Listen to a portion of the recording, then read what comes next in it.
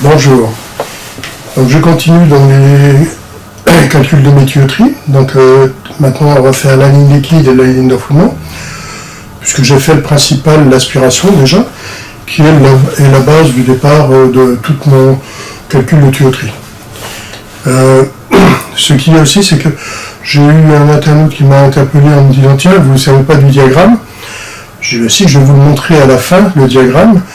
Mais moi personnellement, si c'était que le diagramme à montrer, vous n'avez pas besoin de moi, vous prenez le diagramme, vous le faites tout seul, hein. Ce qui est tout à fait logique, hein. Donc c'est pour ça que je vous montre déjà la base du calcul, puis après je vous montrerai le diagramme, comment on s'en sert. C'est trop bête ce diagramme pour dire je vais prendre ça. Ça va? Ok. Donc on fait le calcul de ligne liquide, ligne d'enfouement, et je vous montre ce fameux diagramme après. Donc voici le calcul des tuyauteries qu'on reste. Donc j'ai laissé les premières bases. Pourquoi? Parce que c'est celles-ci qui nous ont servi pour calculer la tuyauterie d'aspiration, qui nous servent aussi pour la tuyauterie de liquide et de refoulement. On sait qu'on a besoin de 138 kJ. Ça c'est ce qu'on a besoin de H2 moins H1 par kilogramme de gaz. J'ai divisé la puissance par ça et j'avais obtenu 0,14492 kg par seconde. Donc ça c'est mon débit massique. Alors ce débit massique, il faut savoir que si j'ai 1 kg de gaz qui rentre dans mon compresseur, j'ai 1 kg qui ressort. Si j'ai 1 kg qui rentre dans le condenseur, j'ai 1 kg qui ressort. Si j'ai 1 kg qui part dans la ligne liquide, j'ai 1 kg qui va ressortir du côté du détendeur. J'ai toujours, mon débit masse restera le même partout, mais la vitesse va changer. Pourquoi? Parce qu'il y a les densités des gaz qui vont changer suivant que je vais me trouver en position liquide, ou en position gaz refoulement, ou en position gaz aspiration. Donc on aura des différences de densité qui vont se balader un peu partout, donc les vitesses qui changent parce que suivant les bruits, comme vous voyez ici, 6 à 12 mètres par seconde dans la ligne d'aspiration, 0,3 mètres à 2,2 mètres seconde sur la ligne liquide, le refoulement qui est la même que l'aspiration, mais les densités ne sont pas les mêmes ici, malgré que c'est des vitesses, bien que cette vitesse-là peut être un peu plus conséquente que celle-ci. Mais c'est la densité qui va nous faire varier notre diamètre. Alors ici, on va voir maintenant, d'après la densité que l'on a ici, donc je laisse la formule du calcul de la surface, pi d carré sur 4 ou pi r carré. Ici j'ai pris pi r carré. Ma puissance 20 kW, ça on les a déjà ici. Et là la densité du liquide à 39 degrés pour la ligne liquide, j'ai pris la sortie condenseur à 39 degrés, qui est à 1029 kg par mètre cube, ce qui est tout à fait différent de ce qu'on avait avec la vapeur à l'aspiration. Donc là, on aura plus de masse par mètre cube que dans la ligne d'aspiration. Alors qu'est-ce que l'on a ici? On a donc le débit massique, je le divise par la masse par mètre cube, donc 1029 kg par mètre cube, et je vais obtenir le débit volumique. Mon débit volumique est 0,000 213 mètres cubes. Donc ça c'est mon débit volumique seconde. Ce débit volumique qui est ici, je vais déjà le diviser par la vitesse et je vais obtenir ma surface. Donc divisé par 0,9 mètres secondes, là j'ai choisi 0,9, une vitesse moyenne, et j'obtiens 158 797 mètres carrés. Alors les mètres carrés, je les ramène en centimètres carrés, donc je retire la virgule de 4 chiffres, et j'obtiens 1,58 792 cm². Ça, je vais le diviser par 3,14 déjà, puisque dans la formule ici c'est pi r carré. Donc je le divise déjà par 3,14, j'obtiens 0,505 707. Ces 0,505 707, je ramène le carré, je ramène R, cherche le carré de ce chiffre-là, on fait 7,111 mm. Ça, c'est mon rayon. Vous voyez, R. J'ai sorti R dedans. Donc, puisque j'ai R, je vais chercher mon diamètre. C'est 7,111 x 2. Maintenant, j'obtiens 14,111. Maintenant, je dois rajouter 3. Pourquoi? Ben, c'est l'épaisseur, j'ai compté 1,5 de chaque côté, ça fait 1711 mm. 1711 mm, le plus proche que j'ai dans mes tuyauteries frigorifiques, ben, 5/8 c'est 16 et quelques, donc c'était trop juste, donc j'ai choisi 3/4 qui fait 19 mm. Ce qui fait une petite réserve si je n'ai pas de pour mes paires de charge et tout ça. Donc ici 19 mm. Donc ça j'ai calculé donc ma tuyauterie liquide. Le calcul de la tuyauterie de refoulement, donc on a toujours H2 moins H1 qui est égal à 138 kJ/kg. Son débit massique c'est QM, la puissance frigorifique divisée par la chaleur que l'évaporateur nous a donné, puisque ça c'est l'évaporateur, 138 kg divisé par 138 kJ va nous donner des kg secondes. 0,14492 kg par seconde. Ça c'est mon débit massique. Maintenant ce qui m'intéresse c'est le débit volumique pour connaître les diamètres.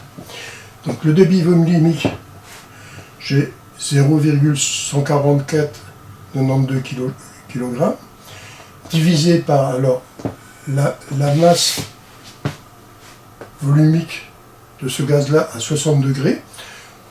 J'ai pas su aller au-dessus de 60 degrés, mais bon, ça doit être approximatif dans les mêmes chiffres. 139,23 kg par mètre cube. Donc ça, c'est ma masse volumique à cette température-là. Donc, le débit, je le divise par le volume massif, la masse volumique, 139,23 kg mètre cube. J'obtiens 0,0010408 mètres cubes. Ce chiffre-là, je le divise par la vitesse. Alors la vitesse, elle peut se balader de 6 à 15 mètres. J'ai pris 9 mètres secondes. Dans beaucoup de calculs, ils prennent 7 mètres, mais bon, j'ai mis 9 mètres, ce qui veut dire qu'on peut passer le diamètre au-dessus tout à l'heure, on verra. Mais 9 mètres, c'est raisonnable. 9 mètres secondes. J'obtiens donc les mètres cubes divisés par les mètres secondes, puisque on sait que le débit en mètres cubes, ben c'est quoi? C'est la vitesse multipliée par la surface intérieure du tube. Donc on obtient 0,115 644 mètres carrés, puisque là c'est la surface intérieure de mon cuivre. On sait que pour obtenir la surface, c'est pi d carré sur 4 ou pi r carré. Là j'ai choisi pi r carré, donc là j'ai traduit en centimètres carrés, donc 2 chiffres au décimètre carré, 2 chiffres, ça fait 1,15 644 cm². Ça, donc, je le divise par 3,14 et je cherche la racine carrée du chiffre obtenu. Et j'obtiens 0,60 687 cm. Ça, c'est mon rayon, puisque R carré. R, j'ai cherché R ici. Donc R, je multiplie par 2, j'obtiens 1,21 364 cm. Je ramène en millimètres, ça fait 12,1364 mm. Et je rajoute 3 d'épaisseur, 15,1364 mm. Bon, 15,1364 mm, je les ai mis ici. Et qu'est-ce que j'ai obtenu? Ben, j'obtiens une tuyauterie de 5/8. On sait qu'un pouce, c'est 25,4. Ben, donc, en faisant les 5/8, je tombe à 15. Là, je suis bon. Si j'avais choisi 7 mètres, ben là, je serais peut-être un peu plus haut en tuyauterie. Je serais peut-être à 3/4. Mais là, bon, on est bon, on est dans une limite raisonnable. Donc, sur le circuit frigorifique que j'ai ici, j'ai un débit qu'on avait calculé à l'aspiration de 0,1449 kg par seconde. C'est un débit massique. Donc il faut savoir que dans un circuit frigorifique, le débit massique ne va pas changer. Au refoulement, je vais avoir l'automne qui va sortir. Sur la ligne liquide, c'est pareil. Côté évaporateur, c'est pareil. Bon, donc, mon débit massique ne change pas dans tout le circuit. Le seul truc qui va changer, c'est à cause du débit volumique, puisque la densité du gaz va changer dans chaque poste, que ma tuyauterie va changer. Mais autrement, mon débit massique est le même partout, partout, partout. Ok, retenez bien ça. Alors, voici le tableau avec les dimensions en millimètres de mes tuyauteries. Vous voyez Le 1 quart, c'est 6,35, le 3 huitièmes, 9,52, le demi, 12,70, et ainsi de suite. Donc vous avez toutes les dimensions qui sont reprises ici.